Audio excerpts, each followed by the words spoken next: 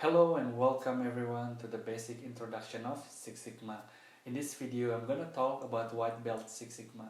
I'm sure you have come to this video to improve client satisfaction in your company or to improve profit by reducing waste. Either you're a full-time worker or a student who just want to understand the basic concept of Six Sigma, then this video is for you. The basic concept of Six Sigma will help you understanding the basic concept, the benefit, and the approaches implementing Six Sigma in your organization. So you might be wondering, how does Six Sigma help us to improve process and reduce variation? Let's have a look at the slide of benefit which Six Sigma can give. The first thing is that Six Sigma gives sustained success. What it means is that whatever gain you're achieving today is not just for today. These gains are ongoing. These gains day after day, month after month, year after year. So if you have improved a process today, that process not only saves you money today, but it could also save you money tomorrow. You can do number of improvements, projects, but then those projects which will go to Six Sigma methodologies, then with the question, are those linked to company success? So the selection process in Six Sigma is such that you select those projects which can help organization. So in achieving its strategy objective, and by doing this, the focus is on profits. So whatever improvement you do, end of the day, the focus is on the bottom line. How much money will it save? If it's a good quality, you will get more customer. You can increase the price of your product. That will lead to profit. If you make your product faster, then you can make more products per day. That will lead also to profits. So whatever you do in Six Sigma, the end of line of that is to increase profits. And you increase profit by having the better customer satisfaction. If you produce good quality product, your customer will absolutely like it more. The customer, of course, will buy it more. Customer will tell more people about your product, and that will lead back to more sale, and which in fact means more profits. In Six Sigma organization, the company which are implementing Six Sigma concept, there is a higher employee morale. There is a higher engagement of employees because employees engage in the process. And since the profits are going up, the waste are going down. Things are being made on time. Client is happy with that. New products are being launched. With all these things the company value, that's all they are interested in, to have higher value for the organization. So the question will be, what is Six Sigma? When we say Six Sigma, 6 is a number and Sigma means deviation. In this white belt, we will not go into details of how we calculate Sigma, how do we calculate process capabilities, and all big things. Here, we keep it simple and easy. So let's take an example of a plane landing on a landing strip. So here I have a plane which is landing on the strip. A strip has a width, and what pilot has to do is land the plane at the center of the strip. Even though the pilot attempts to land at the very center of the strip, many a times the pilot will land slightly to the left, slightly to the right. That is also fine because this landing strip has some width. So pilot has flexibility to land a little bit to the left, a little bit to the right. But if pilot lands beyond the strip, that is not acceptable.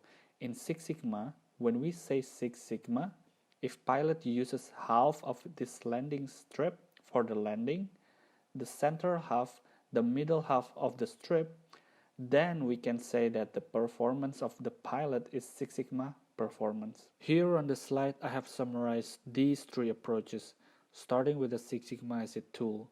At the bottom, where Six Sigma is used as a tool, where the attempt is to have 3.4 defects per million opportunities, the next level of implementation is implementing Six Sigma as a process. where you are improving the performance of the process using the DMAIC approach. Define, measure, analyze, improve, and control. The highest level is implementing Six Sigma as a philosophy, where anything less than ideal is an opportunity for improvement, and companies understand that improving processes would lead to long-term benefits. So to sum up, these are the 3 approaches when you decide to implement Six Sigma in your organization. You can implement Six Sigma at 3 different levels of implementation. Your level of implementation could be using Six Sigma as a tool, process, or philosophy. What forms the philosophy or the structure on which Six Sigma stands? The first thing is that is data-driven approach. So it is improvement based on facts unless you know where you are standing today. How can you improve unless you know what is your output today? The second thing is that a process approach. So unless you change your input, your output is not going to change. So that is the approach we are taking here. But all our inputs to the process which we can change so that our output improves. Later in the future, you will see an equation which is quite frequently used in Six Sigma. That is y is equal to function x. And y here is output, so that means output is the function of x and x is input. So your output is function of input and your input will decide your output. The third approach is boundaryless. The process most of the cases will be spreading over a number of departments and number of function. So when you want to improve a process, you will be involved with many departments or function, not just restricted to one department or function. So that the reason when we say Six Sigma it is boundaryless, you don't restrict yourself to one particular department when you are doing an improvement. The fourth approach is gate reviews. You will go ahead with an improvement project, but because certain reason, you will have to cut short or eliminate that project or change the scope or scrap the project altogether. And then whatever you have done will be lost. To sum up, even though Six Sigma is looking for perfection, but this accepts failures as well. CTQ stands for critical to quality. Any improvement we are planning to do has to be focused on the customer requirement, and the firm that here is CTQ, which is critical to quality, are all those parameters which are important to customer. A Six Sigma process will have 3.4 defects in 1 million opportunities. That is also known as DPMO. The next 2 things are the target and variation. In a simple example, let's say you are manufacturing this brake which has 100 centimeter diameter, and this can go 2 centimeter plus or 2 centimeter minus.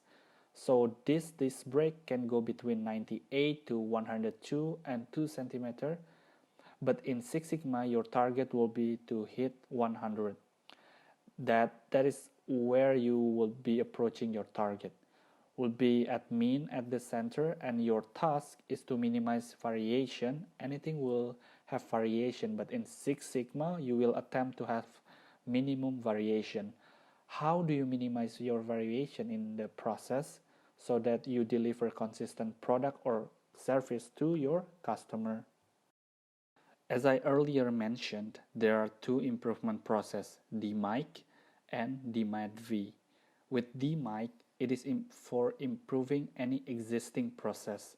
So you have a process which has some problem, and this problem could be that you are having more defects, could be your delivery is late and customer unsatisfied. First, you need to define the problem, because once you define the problem, you will know what is all going wrong, where you stand, what's your current process. These things are done in define phase. Once you define a problem, the next step will be measurement phase. You measure your current performance. It is important because unless you do measurement of your current performance, you will not be able to know whether you have improved the process or not. For example, if you are doing, let's say, a food delivery, and you promise to deliver this food in 30 minutes or less. So in define phase, you define the problem that is, in a lot of cases, your food delivery is late. Once you have defined the problem, then you go through the measurement phase.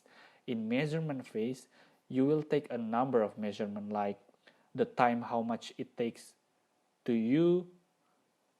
Take few examples, and based on what you might find out in the present time, your food delivery is more than 30 minutes, and that is your measurement phase. So the next step will be analyze that problem. You will look at that, what all the steps are taken to accept the bizarre delivery. How much time of these steps is taking, what steps has more inconsistency. Then based on the result you analyze, you will improve that.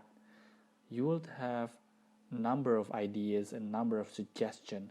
Based on the conclusion from management, you will implement those suggestions or improvement. Once you improve the process, your process will be now inconclusive. The next step will be control. We will make sure that whatever gains you have made during this project stay, because without control, there is a tendency that process will again shift back to the old way. But if you are developing a new process, then instead of doing DMAIC, you will go for DMADV. What is that? We will look at that on the next slide. In this slide, I will not gonna talk too much. The first three phases are basically the same. We define the goal of our new process. Previously in DMAIC, we did measurement the problem. Here in the DMADV, we want to quantify the needs of customer. What does customer want? Because we are developing a new process, so we'll need to have customer needs in our mind. The next step is analyze. We look at the option. What all option we can have based on the facts which we collected in the measurement phase. So once we have decided on the option available, then we design our new process. Design our new process to meet customer demand. And once you have designed the process, then you need to verify whether your process is able to meet customer requirements or not. So that is verify phase on DMADV.